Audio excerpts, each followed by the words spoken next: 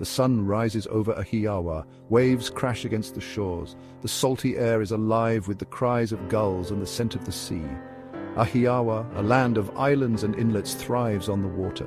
Its people are mariners, traders, warriors. They sail the Aegean, their ships laden with goods and ambition. Their ships, sleek and swift, are the envy of the known world. They are crewed by skilled sailors, hardened by the sea and the sun. They are the lifeblood of Ahhiyawa, connecting its islands and carrying its influence far and wide. The heart of Ahhiyawa beats in its bustling port cities. Here, merchants barter for exotic goods from distant lands.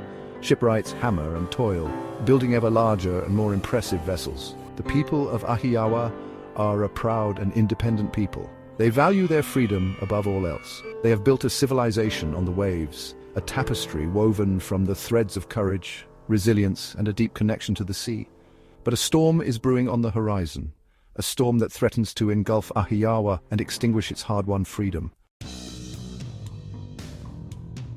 Whispers travel on the wind, carried across the Aegean from the east. The Hittite Empire, a powerful force with a hunger for conquest, casts a long shadow.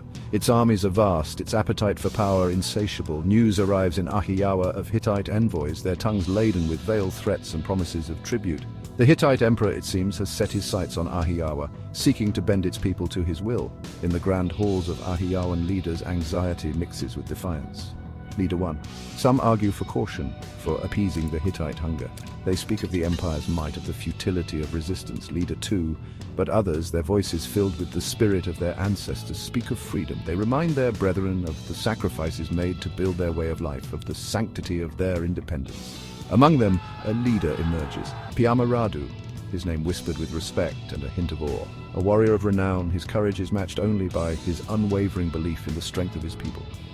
He becomes the voice of defiance, a beacon of hope in the gathering storm. Piama Radu, they call him the Lion of Ahhiyawa. His gaze, like that of a hunting lion, misses nothing. His voice, when he speaks, carries the weight of the sea itself, booming and undeniable. He rallies the people of Ahhiyawa, reminding them of their proud heritage. He speaks of their ancestors, who braved the unknown seas, who built a civilization on the waves. He reminds them that freedom is not a gift, but a right earned through the sweat and sacrifice of generations. He understands the gravity of the situation. The Hittite threat is real, their armies vast and experienced. But he also knows the heart of his people. He sees the fire in their eyes, the unwavering spirit that burns within them. Piama Radu knows that the fight ahead will be long and arduous. He knows that sacrifices will have to be made, that the blood of his people may stain the pristine waters of the Aegean. But he also knows that some things are worth fighting for, even unto death. The Hittite envoys arrive in Ahhiyawa with an air of arrogance. They are accustomed to obedience, to the trembling submission of lesser nations. They come bearing pronouncements from their emperor, demands for tribute and subservience. The envoys, adorned in finery that speaks of wealth and power, stride into the heart of Ahhiyawa. They carry with them the stench of entitlement, the unshakable belief in the superiority of their empire and their emperor. They stand before Piama Radu and the assembled leaders of Ahhiyawa. Their words drip with honeyed threats, promises of prosperity in exchange for submission. The great king offers you a chance to join his glorious empire. Submit to his rule, pay your tributes, and you shall know peace and prosperity. But their words fall on deaf ears. Piama Radu, his gaze unwavering, looks upon them not with fear but with the fiery defiance of a cornered lion. He sees through their facade of grandeur, recognizes the emptiness behind their threats.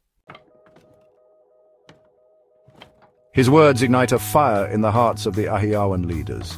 They draw their swords, the metal gleaming under the sun, a symbol of their defiance.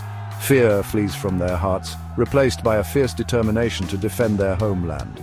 The envoys, their arrogance shattered, retreat in a flurry of threats and curses. They return to their emperor, carrying with them the news of Ahhiyawan defiance. The die is cast. War is coming. S1, Media Group, dramatic scene of war preparation. Ancient warriors ready for war, people preparing for battle at stock at distribute _equally. We are Ahhiyawa. The sea is our mother, freedom our birthright. We will not be subjugated, we will not bow to any emperor. Narrator, Media Group, defiant warriors, people refusing to bow, men standing tall with determination at stock at distribute _equally. Piama Radu's voice, when he responds, is like thunder echoing across the waves. He refuses to bow. He refuses to surrender the freedom that is the birthright of his people. The drums of war beat across the Aegean. Ahhiyawa prepares. Their shipwrights, renowned for their craft, work day and night, strengthening hulls and fitting rams to the prows of their vessels. The shipyards are ablaze with activity, the air thick with the scent of sawdust and sweat. Blacksmiths labor tirelessly, forging swords, spears, and armor. The clang of hammer against metal is the soundtrack to war. From every corner of Ahhiyawa, men answer Piama Radu's call. They are farmers, fishermen, merchants, all united in their determination to defend their homeland. They flock to the ports, eager to join the fight, their eyes burning with a fierce light.